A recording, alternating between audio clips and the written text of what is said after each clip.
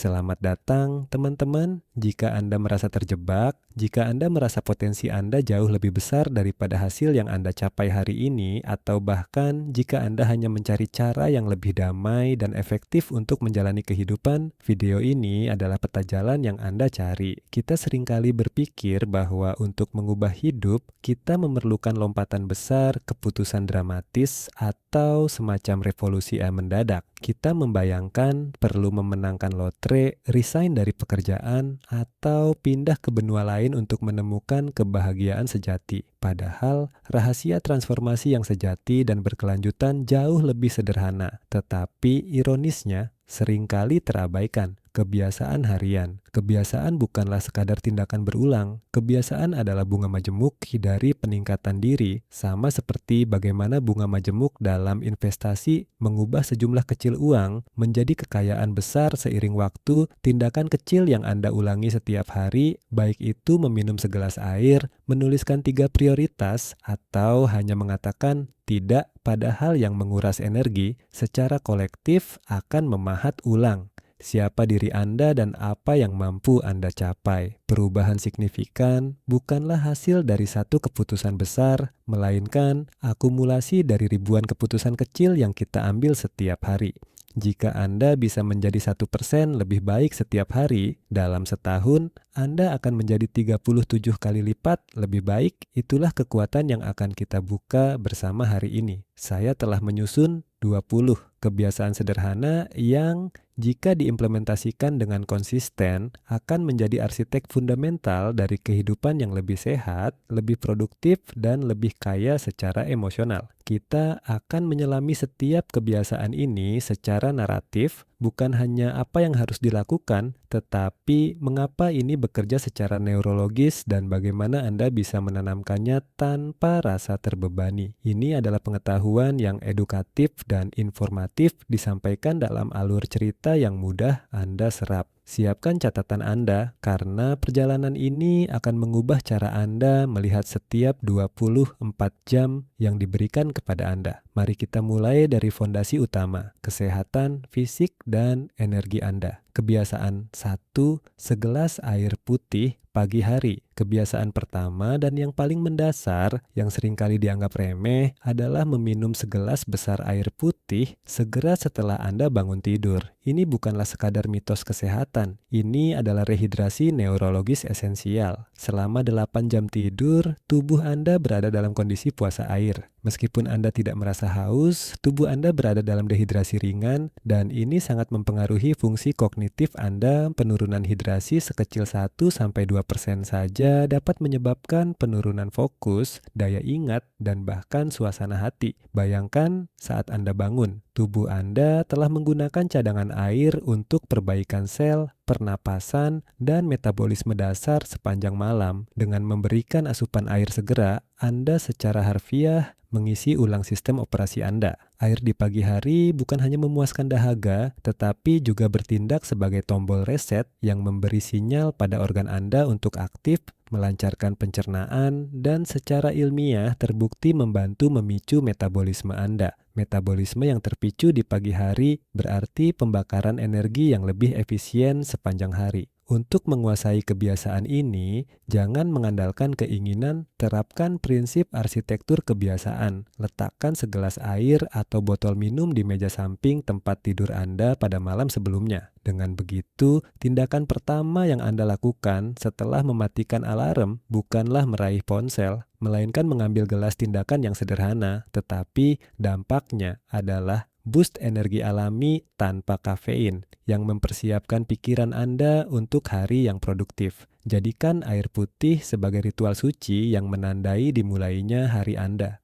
Kebiasaan 2, movement 15 menit setiap hari. Banyak dari kita menunda olahraga karena kita membayangkan sesi gym yang melelahkan selama 2 jam. Kita melihat influencer dengan tubuh atletis dan merasa terintimidasi. Berpikir bahwa jika kita tidak bisa melakukannya secara sempurna, lebih baik tidak melakukannya sama sekali. Kebiasaan kedua ini menentang narasi tersebut. Untuk mengubah hidup Anda Anda tidak perlu sesi maraton, Anda hanya perlu konsistensi 15 menit movement. Ini bisa berupa jalan kaki cepat di sekitar rumah, sesi yoga ringan, atau hanya meregangkan badan di lantai ruang tamu. Yang penting bukanlah intensitasnya, melainkan durasi dan regulasinya. Secara ilmiah, bergerak selama 15 menit meningkatkan aliran darah ke otak yang membawa lebih banyak oksigen dan nutrisi. Ini memicu pelepasan Brain Derived Neurotrophic Factor (BDNF) yang sering disebut sebagai pupuk bagi otak karena mendukung pertumbuhan neuron baru dan meningkatkan fungsi kognitif. BDNF membantu menjaga sel-sel otak yang ada tetap sehat dan mendorong pembentukan sinapsis baru yang esensial untuk pembelajaran dan memori. Kebiasaan ini efektif melawan sindrom kelelahan sore hari, meningkatkan mood melalui pelepasan endorfin, dan bahkan terbukti memperbaiki struktur DNA seiring berjalannya waktu, memperlambat proses penuaan sel. Jadikan kebiasaan ini sebagai break dari pekerjaan duduk Anda. Jika Anda bekerja dari rumah, movement ini bisa menjadi penanda transisi antara pekerjaan dan istirahat. Ingat, tujuan awalnya adalah bukan membakar kalori, melainkan menciptakan energi dan momentum positif meriset tubuh Anda dari kekakuan posisi duduk yang berkepanjangan. Kebiasaan 3. Power down 1 jam sebelum tidur. Jika ada satu kebiasaan modern yang paling merusak kualitas hidup, itu adalah menatap layar ponsel atau tablet hingga detik-detik terakhir sebelum menutup mata.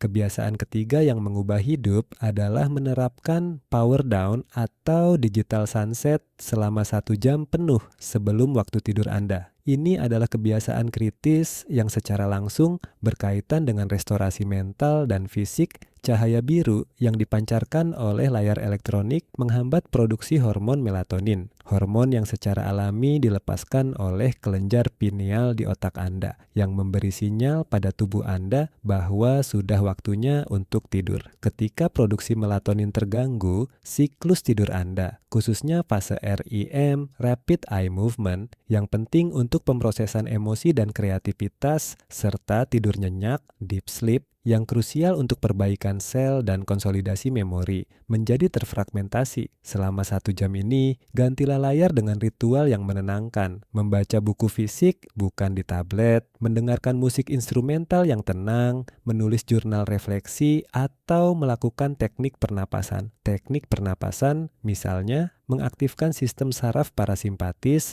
yang bertanggung jawab untuk istirahat dan mencerna, melawan respons, lawan atau lari dari stres harian. Anda tidak hanya meningkatkan kualitas tidur secara dramatis, tetapi Anda juga memberi ruang bagi pikiran bawah, sadar Anda untuk memproses hari tanpa input informasi yang berlebihan yang membuat otak bekerja terlalu keras. Tidur yang baik bukanlah kemewahan, melainkan fondasi bagi produktivitas, suasana hati, dan kesehatan jangka panjang yang kokoh. Kebiasaan 4, konsumsi protein. Saat sarapan-sarapan seringkali didominasi oleh karbohidrat sederhana seperti sereal manis, roti putih, atau pancake yang cepat saji. Ini adalah resep untuk kelelahan dan craving gula di tengah hari. Kebiasaan keempat yang transformatif adalah memastikan asupan protein yang cukup dalam sarapan Anda. Protein adalah makronutrien yang memiliki efek termal tinggi, artinya tubuh membutuhkan lebih banyak energi untuk mencernanya, sehingga meningkatkan pengeluaran energi total harian Anda. Dan yang lebih penting, protein adalah kunci untuk menstabilkan gula darah. Ketika Anda mengonsumsi karbohidrat tanpa protein, gula darah Anda melonjak dan kemudian turun drastis, menyebabkan energi crash atau kelelahan pada pertengahan pagi, memicu keinginan untuk mencari gula lagi. Protein memberikan rasa kenyang, satiety,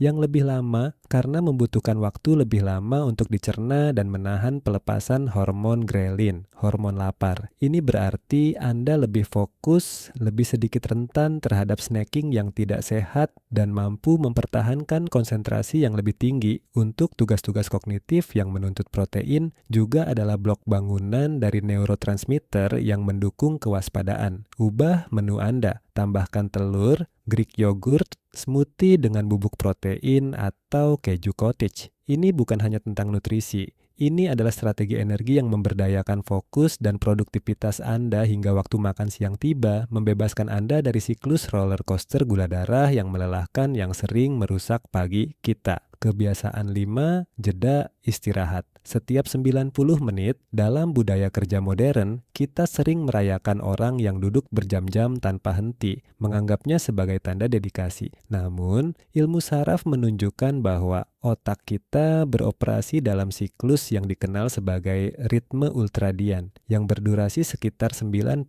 menit. Ritme ini adalah siklus alami di mana kita bergerak antara periode kewaspadaan tinggi dan periode kelelahan. Kebiasaan kelima adalah mengambil jeda atau istirahat singkat sekitar 5-10 menit setiap 90 menit kerja intensif. Otak manusia dirancang untuk bekerja dalam sprint, fokus diikuti oleh periode istirahat untuk pemulihan, mirip dengan atlet yang berlari sprint dan kemudian beristirahat sejenak. Jika Anda memaksa otak melewati batas 90 menit, kualitas kerja Anda akan menurun drastis, energi mental akan terkuras, dan risiko membuat kesalahan akan meningkat. Jeda ini bukanlah untuk mengecek media sosial. Itu hanya mengganti satu jenis beban kognitif dengan yang lain. Jeda ini adalah untuk benar-benar melepaskan diri dari tugas berdiri, berjalan menjauh dari meja, melihat keluar jendela, membiarkan mata fokus pada jarak jauh untuk mengurangi kelelahan,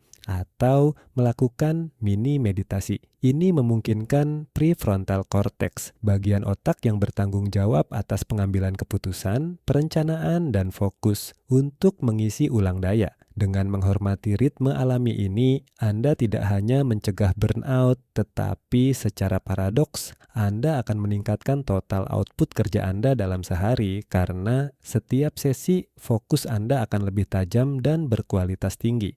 Kebiasaan 6, aturan 3 tugas terpenting MITs. Kebiasaan keenam ini mengatasi masalah yang paling umum dalam produktivitas. Daftar tugas yang terlalu panjang dan tidak terstruktur yang hanya memicu kecemasan.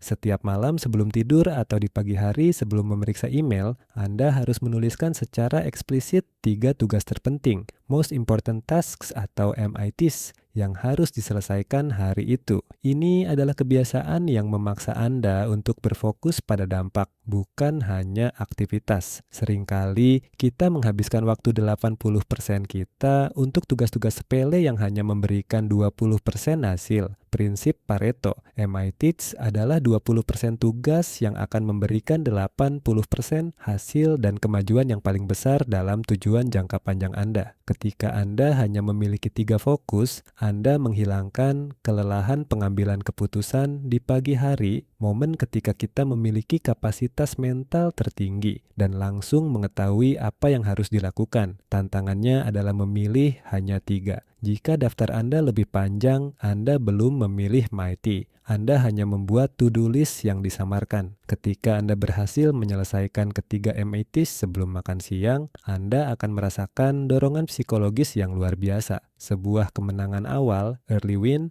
yang mendorong Anda untuk menyelesaikan sisa hari dengan penuh motivasi dan merasa bahwa hari itu sudah produktif, apapun kekacauan yang terjadi setelahnya. Ini adalah kebiasaan yang membangun momentum psikologis dari awal hari. Kebiasaan 7. Menerapkan time blocking di kalender daftar tugas, to-do list, hanya memberitahu Anda apa yang harus dilakukan, tetapi ia tidak memberitahu Anda kapan atau di mana Anda akan melakukannya, atau berapa lama waktu yang dibutuhkan.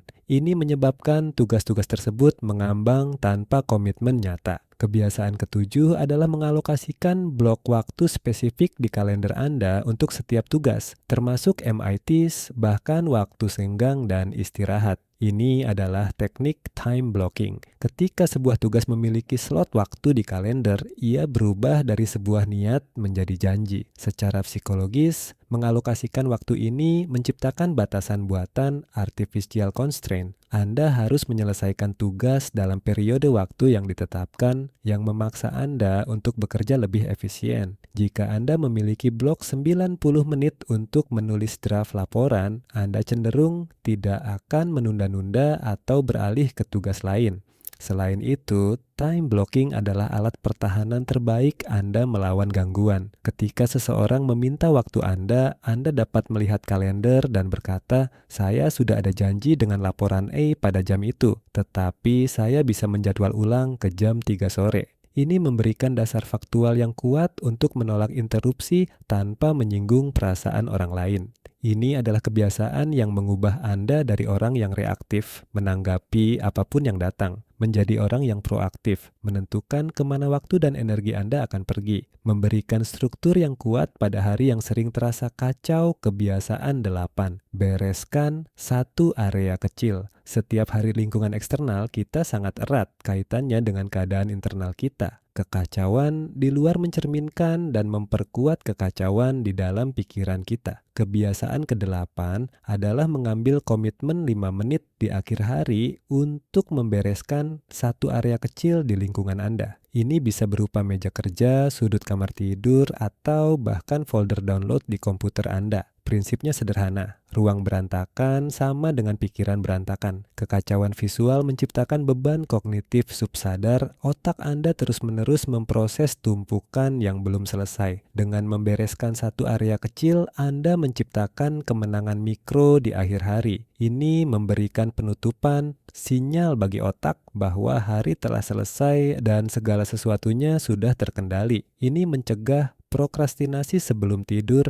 di mana kita menunda tidur karena merasa hari belum benar-benar selesai. Lebih dari itu, ini adalah penerapan prinsip broken windows theory yang terbalik. Jika Anda menjaga satu area tetap rapi, Anda akan terinspirasi untuk menjaga area lain. 5 menit membereskan adalah investasi kecil untuk ketenangan pikiran dan energi yang lebih besar untuk memulai hari esok. Karena Anda bangun dan melihat lingkungan yang tertata, siap untuk beraksi.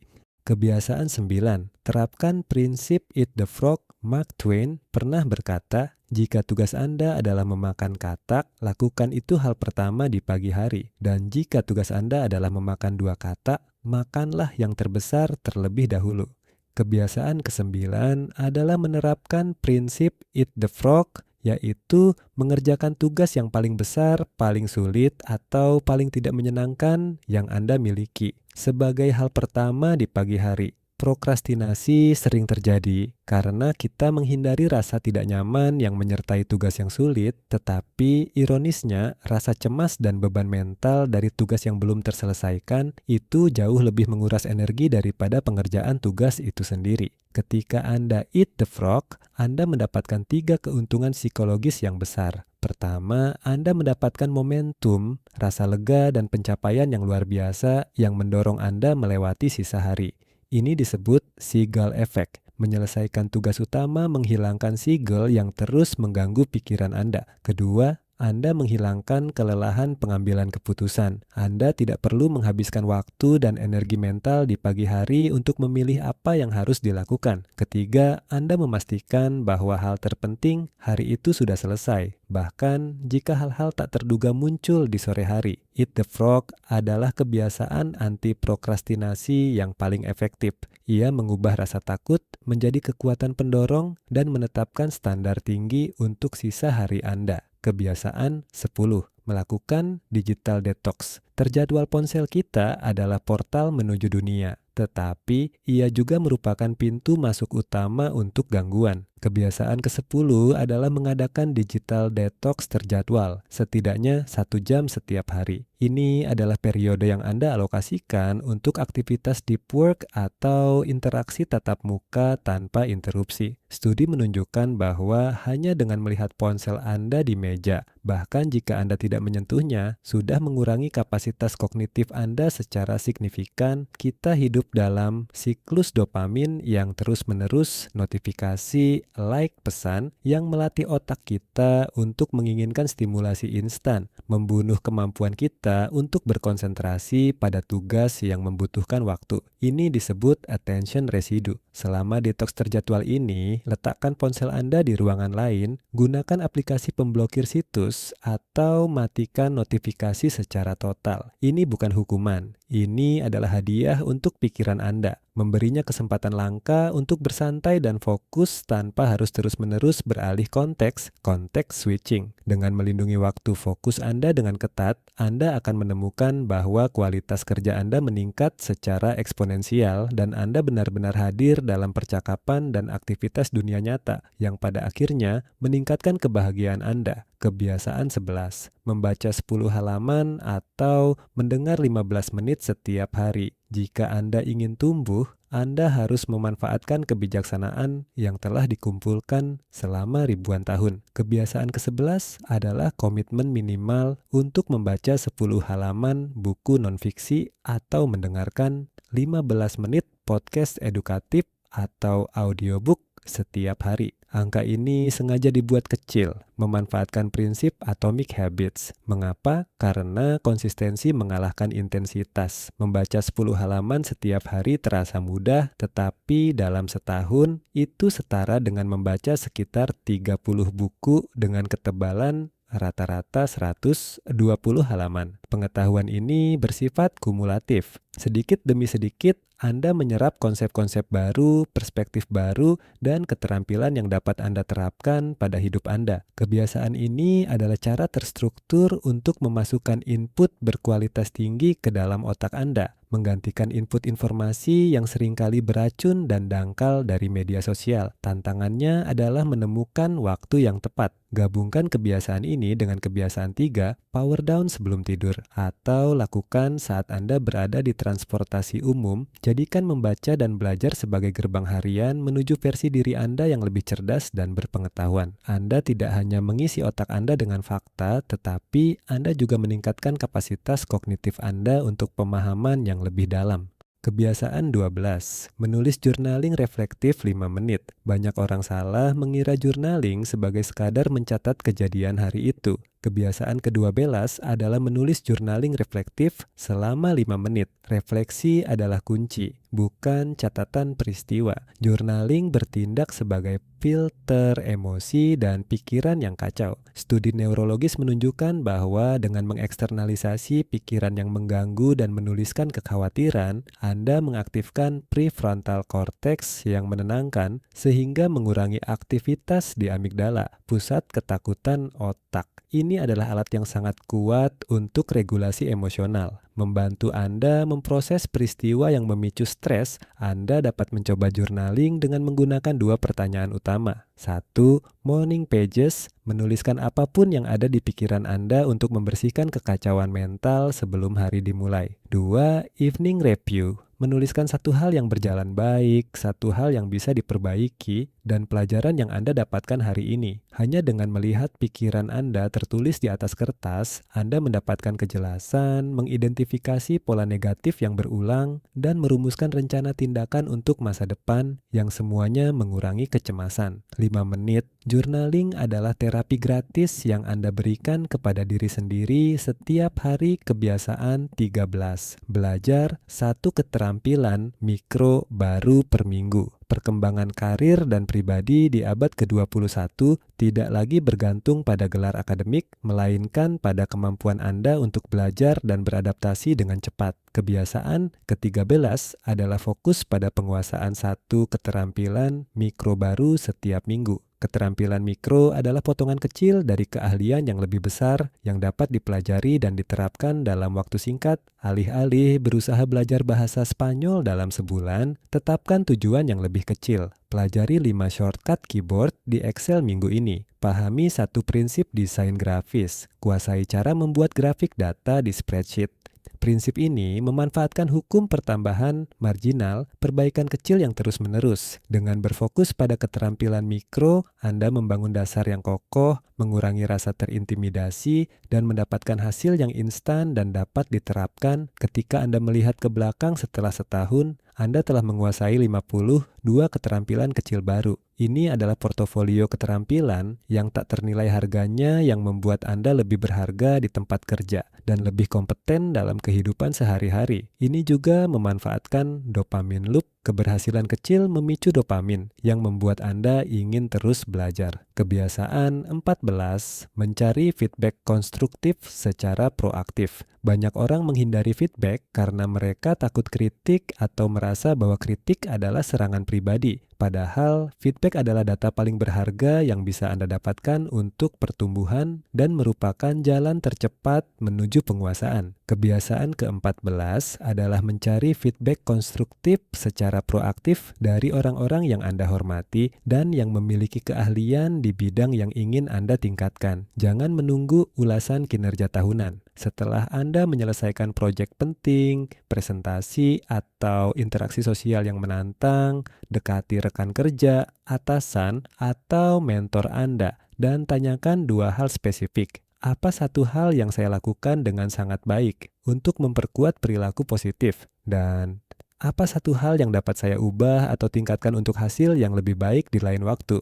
Untuk area pertumbuhan, mencari feedback secara proaktif menunjukkan kerendahan hati dan komitmen untuk berkembang. Itu membuat Anda berbeda. Ini membantu Anda mengatasi titik buta Anda, area di mana orang lain melihat kelemahan Anda, tetapi Anda tidak menyadarinya. Jangan hanya menerima feedback, refleksikan, klasifikasikan, dan buat rencana tindakan untuk mengujinya dalam pekerjaan Anda selanjutnya. Pertumbuhan tidak terjadi dalam isolasi, ia terjadi melalui cermin orang lain. Kebiasaan 15, review tujuan jangka panjang. Setiap minggu kita semua pernah membuat resolusi tahun baru yang terlupakan pada bulan Februari. Alasannya adalah kurangnya koneksi antara tindakan harian dan visi jangka panjang. Kita seringkali bekerja keras, tetapi tidak selaras. Kebiasaan ke-15 adalah melakukan review mingguan atas tujuan jangka panjang Anda setiap minggu malam. Proses ini hanya membutuhkan 15-30 menit dan harus dilakukan di tempat yang tenang dan bebas gangguan. Ambil tujuan tahunan, tinjau, dan tanyakan, apakah 3 MITs yang saya pilih minggu lalu selaras dengan tujuan ini? Apa yang harus saya ganti atau prioritaskan minggu depan? Ini adalah pit stop Anda. Saat Anda memeriksa peta, mengisi bahan bakar, dan menyesuaikan kemudi. Kebiasaan ini membantu Anda mengatasi efek treadmill, di mana Anda sibuk bergerak setiap hari tetapi tidak benar-benar bergerak menuju tempat yang Anda inginkan. Ini memungkinkan Anda untuk merayakan kemenangan kecil, merayakan kemajuan mengaktifkan sistem penghargaan otak, dan belajar dari kegagalan tanpa menunggu akhir tahun. Anda dapat membedakan antara pekerjaan yang mendesak dan pekerjaan yang penting. Review mingguan adalah jembatan yang menghubungkan visi ambisius Anda dengan realitas tindakan harian Anda, memastikan bahwa Anda bekerja pada hal yang benar, bukan hanya bekerja keras. Kebiasaan 16, otomatisasi pay yourself first. Kebebasan finansial yang merupakan sumber utama penurunan stres dan peningkatan otonomi bukanlah tentang seberapa banyak uang yang Anda hasilkan, melainkan seberapa banyak yang Anda simpan dan investasikan. Kebiasaan ke-16 adalah mengotomatisasi prinsip pay yourself first. Ini berarti segera setelah gaji masuk ke rekening Anda, persentase yang telah ditentukan, misalnya 10% atau 20%, secara otomatis ditransfer ke rekening tabungan atau investasi yang terpisah, sebelum uang itu memiliki kesempatan untuk dihabiskan untuk tagihan atau keinginan. Ini adalah konsep yang disebut pre-commitment. Secara perilaku, kebiasaan ini menghilangkan perjuangan kehendak dan disiplin. Anda telah membuat keputusan yang benar di masa lalu dan mengotomatisasinya. Jika uangnya tidak ada di rekening utama, Anda tidak bisa membelanjakannya. Anda akan menyesuaikan gaya hidup Anda dengan sisa uang yang ada, bukan sebaliknya. Ini adalah teknik set it and forget it yang memastikan bahwa bahkan pada saat-saat kelemahan finansial, masa depan Anda tetap terurus. Ini adalah kebiasaan yang mengubah Anda dari orang yang reaktif terhadap hutang dan pengeluaran menjadi orang yang proaktif membangun kekayaan dan keamanan. Kebiasaan 17. Menulis jurnal syukur harian. Otak manusia memiliki bias alami terhadap negativitas. Kita cenderung mengingat pengalaman buruk dan ancaman sebagai mekanisme mekanisme bertahan hidup evolusioner. Kebiasaan ke-17 adalah menuliskan 3 hingga 5 hal yang Anda syukuri setiap malam. Ini adalah latihan neuroplastisitas secara harfiah, melatih kembali otak Anda untuk mencari dan fokus pada hal-hal positif, melawan arus alamiah dari negativitas. Syukur bukan sekadar perasaan, itu adalah alat kognitif. Ketika Anda mencari hal-hal yang patut disyukuri, sekecil apapun, misalnya secangkir kopi yang enak, percakapan yang menyenangkan, atau sinar matahari yang cerah, Anda mengalihkan fokus dari kekalahan atau kekurangan hari itu. Kebiasaan ini terbukti mengurangi kadar hormon stres kortisol, hormon yang dilepaskan saat stres, dalam jangka panjang, meningkatkan kualitas tidur, dan membangun ketahanan emosional yang lebih besar. Ini adalah pelindung mental yang melindungi Anda dari racun pesimisme dan keluhan. Journaling syukur adalah cara untuk secara konsisten menegaskan bahwa terlepas dari tantangan yang ada, hidup Anda penuh dengan kebaikan yang secara mendalam meningkatkan kepuasan hidup Anda secara keseluruhan dan pandangan optimis terhadap masa depan. Kebiasaan 18, menetapkan batasan jelas. The power of no, the game changer.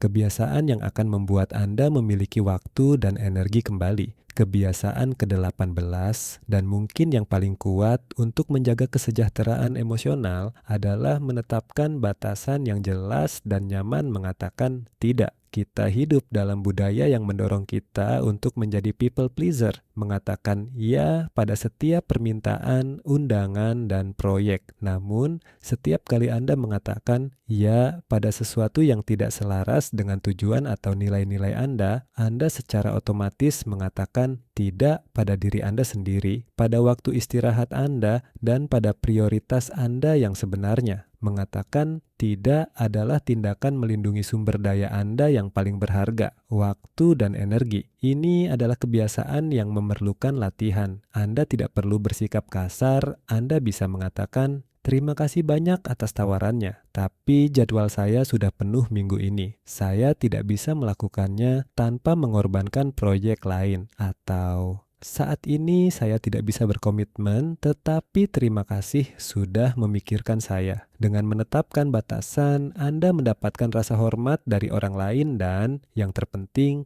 rasa hormat dari diri sendiri karena Anda menghormati komitmen Anda sendiri. Kebiasaan ini mengubah Anda dari orang yang dikendalikan oleh agenda orang lain menjadi orang yang memimpin hidupnya sendiri. Ini menciptakan ruang bernapas yang sangat dibutuhkan dalam kehidupan yang serba cepat. Kebiasaan 19, mengalokasikan quality time tanpa ponsel. Meskipun kita sangat terhubung secara digital, ironisnya kita merasa terputus secara sosial dan terasing. Kebiasaan ke-19 adalah mengalokasikan setidaknya 15-30 menit quality time setiap hari dengan orang yang Anda cintai tanpa gangguan ponsel sama sekali. Quality time yang sesungguhnya terjadi ketika Anda sepenuhnya hadir, memperhatikan isyarat nonverbal, dan menunjukkan bahwa Anda benar-benar mendengarkan. Studi menunjukkan bahwa kehadiran digital yang terus-menerus merusak keintiman, empati, dan kepercayaan dalam hubungan, terutama hubungan orang tua anak komunikasi terputus-putus, mencoba berbicara sambil menggulir feed hampir sama buruknya dengan tidak berbicara sama sekali, karena itu menunjukkan kepada orang lain bahwa ada sesuatu di ponsel yang lebih penting daripada mereka. Jadikan ini ritual saat makan malam, selama berjalan-jalan di malam hari, atau sebelum tidur. Letakkan ponsel di laci dan berikan perhatian penuh. Kebiasaan ini memperbaiki ikatan emosional, meningkatkan rasa memiliki, kebutuhan psikologis dasar manusia, dan membangun jaringan dukungan sosial yang kuat yang merupakan prediktor terkuat dari kebahagiaan dan umur panjang manusia, bahkan melebihi faktor diet dan olahraga. Kebiasaan 20, melacak dan review. Pengeluaran harian, kebiasaan terakhir dan penting untuk mengendalikan masa depan Anda adalah melacak dan meninjau setiap pengeluaran harian Anda, walau hanya 5 menit. Sama seperti journaling yang memberi Anda kejernihan mental, melacak pengeluaran memberi Anda kejernihan finansial. Banyak dari kita memiliki kebocoran uang kecil, kopi harian, snack impulsif, biaya berlangganan yang terlupakan, yang secara kumulatif menghabiskan ratusan atau ribuan per bulan tanpa disadari. Kebiasaan melacak secara sadar membuat Anda bertanggung jawab. Anda tidak hanya tahu berapa yang Anda belanjakan, tetapi Anda juga tahu kemana uang itu pergi, memungkinkan Anda untuk mengidentifikasi dan memotong kebiasaan belanja yang tidak selaras dengan nilai-nilai Anda. Anda dapat menggunakan aplikasi spreadsheet sederhana atau bahkan buku catatan. Tujuannya bukanlah untuk menghakimi, tetapi untuk meningkatkan kesadaran. Kesadaran adalah langkah pertama dan paling kuat menuju perubahan.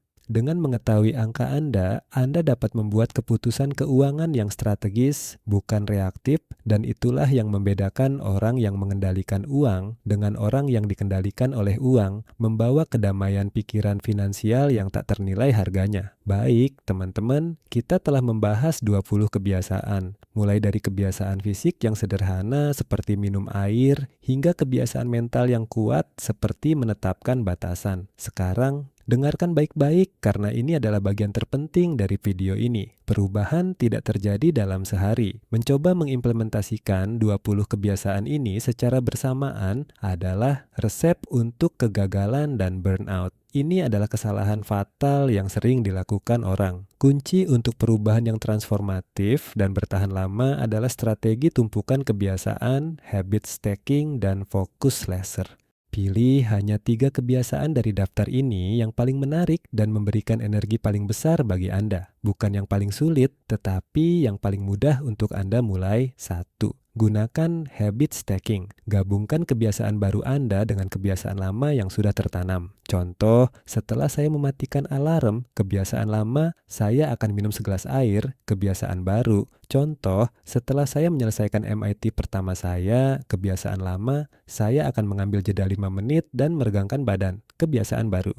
2. Terapkan aturan konsistensi 30 hari. Jangan khawatir tentang kesempurnaan. Selama 30 hari ke depan, fokuslah hanya untuk tidak pernah bolos 2 hari berturut-turut. Kegagalan adalah bagian dari proses. Jika Anda gagal di hari Selasa, pastikan Anda berhasil di hari Rabu. Kekuatan ke-20 kebiasaan ini terletak pada efek kumulatifnya. Sama seperti sungai yang memahat ngarai, bukan melalui kekuatan tiba-tiba, tetapi melalui konsistensi yang tak kenal lelah. Kebiasaan kecil Anda setiap hari akan memahat ulang masa depan Anda, mengubah kegelisahan menjadi ketenangan, prokrastinasi menjadi pencapaian, dan kekacauan menjadi kejelasan. Ingatlah, Anda tidak naik ke tingkat tujuan Anda. Anda jatuh ke tingkat sistem Anda. Dan 20 kebiasaan ini adalah sistem yang kita bangun bersama. Saya tantang Anda untuk memilih 3 kebiasaan yang akan Anda mulai hari ini dan bertahan dengannya selama 7 hari ke depan. Tuliskan 3 kebiasaan. Pilihan Anda di kolom komentar di bawah. Saya ingin tahu apa game changer yang Anda pilih. Mari kita mulai perjalanan transformasi ini bersama-sama.